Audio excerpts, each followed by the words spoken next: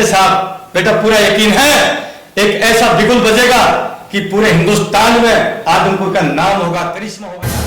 अगर एक भी शिक्षक, जो सरकारी स्कूल है दिल्ली में, एक भी शिक्षक का बच्चा अगर सरकारी स्कूल में पढ़ता हो तो मैं चुनौती देता हूं केजरीवाल साहब को। इंटरनली देश को खोखला बना दिया आज नेताओं ने। आज देश की यह हालत है, आज 2 वक्त की रोटी का निवाला नहीं बचा गरीब के पास में साहब। उनके घरों में लाल पैदा होंगे। क्या गरीब किसान का बेटा जो है नेता नहीं बन सकता? क्या उसके अंदर वो संस्कार नहीं है? क्या उसके अंदर क्वालिटी नहीं है? नमस्कार, मैं संदीप नुखवाल। सभी दर्शकों से अपील करूंगा कि ऊपर फॉलो आइकन पे पेज को फॉलो कर ले। अभी जो आप देख पा रहे हैं, आपको लग रहा होगा कि ये छोटी सी दुकान है, लेकिन आपको बताना चाहूंगा कि जनता ब्रिगेड पार्टी ने यहाँ पर अपना ऑफिस स्थापित किया है। आपने आम आदमी पार्टी, कांग्रेस या बाबाओं की पार्टियों के बड़े बड़े ऑफिस देखे होंगे, लेकिन यहाँ पे फौजी भाई साहब पहुंचे हैं और उन्होंने अपने ऑफिस की स्थापना की और हम भी यहाँ पर पहुंच चुके हैं। तो उनसे यहाँ से बातचीत करेंगे कि आखिर उनकी मंशा क्या है। अपने देश में फौजियों को बॉर्डर पर ही देखा हुआ, आखिर फौजियों को क्यों चुनावी मैदान में उतरने की जरूरत पड़ी। तो नमस्कार जी। नमस्कार, जय हिंद, जय भारत। आपके सभी दर्शकों को हाथ जोड़ के विनम्र निवेदन और नमस्कार। तो जैसे कि मैंने देखा आपकी टी शर्ट पे लिखा हुआ है कि जनता के सम्मान में फौजी उतरे मैदान में, तो इस चीज को थोड़ा सा एक्सप्लेन कीजिए कि आखिर इस मुहावरे का मतलब क्या है। जैसे कि आजकल मुहावरेबाजी काफी चल रही है, कांग्रेस के प्रत्याशी जयप्रकाश जी काफी मुहावरेबाजी कर रहे हैं। भाई साहब, आपको पता है कि 65 साल या 75 साल से इस देश की राजनीति का है। आप आदमपुर से ले लो, मैं बाकी देश की बात नहीं करूंगा। आदमपुर का विकास नजरों में आता है, हर जनता के, हर प्रतिनिधि या आप मीडिया कर्मचारी है, आपने खुद देखा भाई साहब रोडों की हालत जो कि सबको दिखती है। और बाकी डीपली जनता इधर की त्रस्त है। ये मैं नहीं कह रहा, ये आपके मीडिया चैनल ये बता रहे हैं। सैनिक का काम होता है वैसे बॉर्डर पे रक्षा करना, जब देश सुरक्षित इन्हीं के बदौलत रहता है। लेकिन आज इंटरनल खोखला कर दिया इस देश की राजनीति को। आप किसी भी फील्ड में ले लो, आप जनता त्रस्त है हर चीज से। आप रोजगार लगा लो, बेरोजगार लगा लो, महंगाई ले लो, किसी भी चीज पे आप किसी भी फील्ड में ले लो। हम देश को बचाने के लिए निकले हैं, राजनीति नहीं, क्योंकि ये सेवा का काम था। आज से 100 साल पहले आपने देखा था बहुत जो समाज सेवी होते थे बड़े बड़े, वो देश के प्रति सजग थे या समाज के प्रति जो भावना थी, वही चीज हम दोबारा अपनाना चाहते हैं। तो अब बात करूंगा कि जैसे आपने चुनावी मैदान में किसी फौजी भाई को ना उतार के आपने रमेश शर्मा जी को मैदान में उतारा है, तो बताएंगे कि ये क्या वजह रही कि आपने किसी फौजी को चूज ना करके या आदर्श कैंडिडेट को, कोई अमीर करोड़पति कैंडिडेट को चूज ना करके इस गरीब परिवार के लड़के को उतारा है। भाई साहब, आपको पता है सेवा हमेशा गरीब ही करता है। ये आम आदमी पार्टी में 1 साल इनने कार्य किया था, आपने देखा था, हमने भी इनको देखा। और आप ये लगा लो भाई, हम राजनीति करने ही नहीं आए, हमने जब बोल दिया आपको, तो बाकी कोई मतलब भी नहीं है। सर, सेवा गरीब ही कर सकता है। आपको खुद पता है, नेताओं से मिलने के लिए एक अपॉइंटमेंट लेना पड़ता है, एक प्रोटोकॉल होता है, जनता ही बनाती है, गरीब किसान जवान ही सरकार बनाते हैं। और वो फिर उनके अगेंस्ट में क्या क्या करते हैं वो आप इस देश में पूर्ण रूप से देख रहे हो। जैसे कि देश फौजी भाइयों का सम्मान करता है, तो इस चुनावी मैदान में आपके सामने बड़ी बड़ी पार्टियां हैं, कांग्रेस है, भाजपा है, जहां से करोड़पति कैंडिडेट मैदान के अंदर उतरे हुए हैं। और जैसे कल आपने देखा होगा कि कांग्रेस पार्टी के पूर्व सीएम भूपेंद्र सिंह हुड्डा के पुत्र दीपेंद्र सिंह हुड्डा ने एक बड़ा सम्मेलन भी किया था। तो कैसे चैलेंज कर पाएंगे आप इस माहौल में? भाई साहब देखो, हुड्डा जी ने बहुत विकास किया था हरियाणा का, मैं नहीं बोलता, लेकिन वो विकास एक आंदोलन की भेंट चढ़ गया। ये मैं नहीं बोल रहा, ये जनता ने देखा, मीडिया ने देखा, सब कुछ। तो नेताओं से त्रस्त है जनता। भाई साहब, हमें राजनीति करने की जरूरत नहीं थी, घर पे बैठे थे, पेंशन ले रहे थे, बढ़िया बच्चे पल रहे थे। हमें देश को बचाना है, इसीलिए हम राजनीति में आए हैं। आदमपुर की जनता से हाथ जोड़ के निवेदन है, जिस कैंडिडेट को हमने उतारा है वो भी बहुत गरीब है। हम जनता से अपील करते हैं, जो आदमी आपके निचतम स्तर का होता है, मान के चलो गरीब ही सेवा करता है और कोई नहीं है। आदमपुर की जनता से हाथ जोड़ के विनम्र निवेदन है इस फौजी भाई का, कृपया करके उसको नोट भी दे और वोट भी दे। बात करते हैं कि जनता ब्रिगेड पार्टी को चुनावी मैदान में उतरना पड़ा, तो जैसे कि सभी पार्टियां, सभी नेता, नई नई पार्टियां, जैसे बाबा जी भी आए हैं, उन्होंने भी गरीब कैंडिडेट को मैदान में उतारा है। बाबा जी भी कहते हैं कि हम सब समस्याओं का समाधान कर देंगे। तो जनता के लिए फौजी भाइयों के साथ हमदर्दी तो है, सभी आदमपुर की जनता को हमदर्दी है, लेकिन वो क्या मुद्दे रहेंगे जिसके बेस पे पार्टी की तरफ रुझान हो जाए, जनता ब्रिगेड पार्टी की तरफ पब्लिक का रुझान हो, ऐसे क्या मुद्दे होंगे आपके? देखो भाई साहब, हमने कैंडिडेट यहाँ का आदमपुर का बंदा उतारा है, वो मुद्दे वो मिलते ना झेल रहे हैं भाई। जो आदमी वहाँ त्रस्त हो गया, जो प्रॉब्लम फेस कर रहा है, वही प्रॉब्लम सॉल्यूशन करता है, तो उनको सारी समस्याएं पता है। और पानी की लगा लो, मंडी की लगा लो, या रोडों की हालत आपने खुद देखी, ये जो भी उनकी समस्या है आदमपुर की जनता की, वो सारे के सारे उनको निदान करेंगे वो। तो जैसे कि चुनावी समय बहुत कम रह चुका है, तो यहाँ पर पार्टी के, सबसे पहले आप ये बताइए कि आपका पार्टी में क्या पद है? मैं सभी आदमपुर वासियों को जय हिंद जय भारत करता हूँ। मैं पार्टी का राष्ट्रीय अध्यक्ष सूबेदार वीर सिंह चौहान मेरा नाम है। सर, मेरा सवाल यही है कि पार्टी के मुद्दों के बारे में बातचीत कर चुका हूं, तो लेकिन आप किस प्रकार से तैयारियां आपकी चल रही है? जैसे कि चुनाव का समय बहुत कम रह चुका है और इन आने वाले लगभग 10 से 12 दिन आपके पास है, तो कैसे किस प्रकार से तैयारियां कर रहे हैं, और आपके पार्टी के प्रत्याशी के बारे में थोड़ा डिटेल में विवरण कीजिए। देखिए सर, पार्टी की तैयारियां हमारी पूरी प्लानिंग चल रही है, और जैसे ही मैदान में जाएंगे पूरा आदमपुर का एक एक व्यक्ति, एक एक मेरी माताएं, एक एक बहन, एक एक मेरे पिता तुल्य भाई, नौजवान बच्चे, सारे के सारे एकदम तैयार खड़े मिलेंगे, मुझे पूरा यकीन है। क्योंकि सैनिकों ने कभी भी देश को सिर नहीं झुकने दिया। सैनिक जाता है इन गरीबों के घर से, नेताओं के घर से कभी सेना में नहीं, कोई नहीं जाता। गरीब का बेटा ही गरीब की जो है उस तक दुख तकलीफ को समझ सकता है, वही उनके दुख तकलीफ को दूर कर सकता है। अभी आपने क्वेश्चन किया था कि यहाँ देखिए सबसे मुद्दा है शिक्षा का। अगर किसी व्यक्ति को शिक्षित कर दिया जाए, उसको आप कहीं पर भी रोड पे छोड़ दीजिए, वहां पर भी अपना वो गुजारा कर लेगा। हमारे सरकारी स्कूल के अंदर गरीब के बच्चे कहाँ पढ़ते हैं? सरकारी स्कूल में पढ़ते हैं। मैं यहाँ का मुद्दा देख रहा हूँ कि सरकारी स्कूलों के अंदर शिक्षक नहीं है। यहाँ के कुछ गाँव में लोगों ने हड़ताल कर रखी है, यानी कि शिक्षक प्रोवाइड करने के लिए हड़ताल की हुई है। यानी कि ये दुर्भाग्यपूर्ण स्थिति है कि सरकार शिक्षक नहीं प्रोवाइड कर पा रही सरकारी स्कूल के अंदर।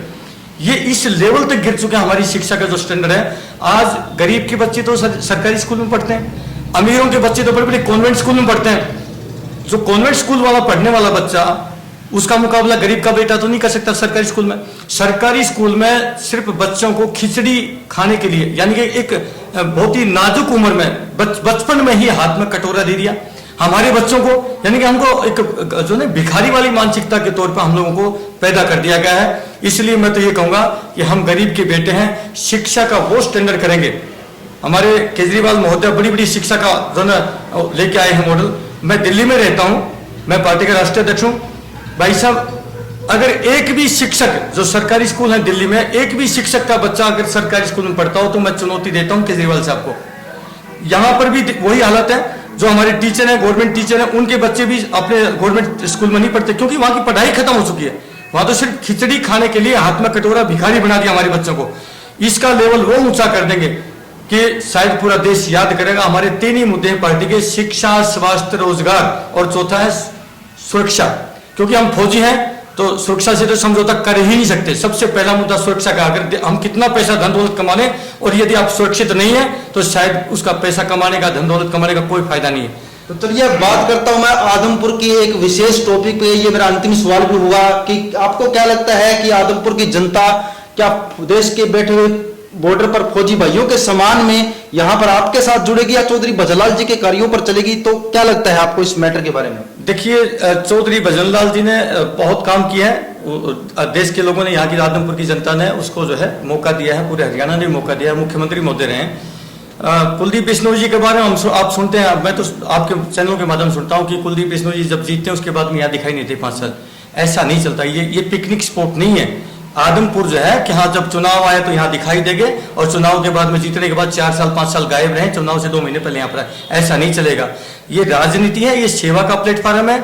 ये सेवा करनी ही पड़ेगी।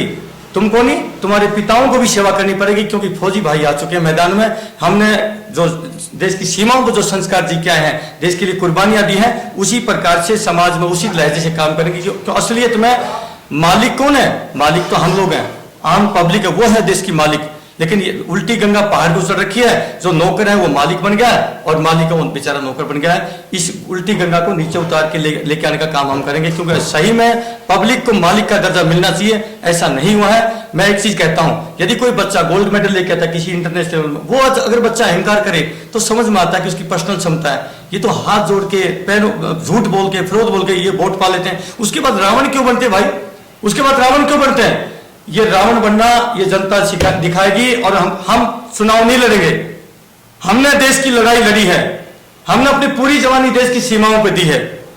नादान उम्र में गए थे किसान गरीब मजदूर के संस्कार लेकर के, हम वहां पर अपने देश की सीमाओं की रक्षा आप लोगों के संस्कारों को जीते हुए अपने प्राणों की बाजी लगाई है। हमें यकीन है हमारी यहाँ की जो लड़ाई है यहाँ की आदमपुर की जनता लड़ेगी। हम जाएंगे, पब्लिक में इंतजार हो रहा है। मैं अभी बहुत सारे गांव से निकल रहे थे, वहां जैसे ही उनको पता चला है फौजी भाइयों की पार्टी आ गई, अभी जैसे जैसे लोगों को पता चल रहा है भाई साहब लोग उम्र के पड़ रहे हैं। सारी पार्टियां सारे नेता इन्होंने सिर्फ जनता को आज तक मूर्ख ही बनाया है।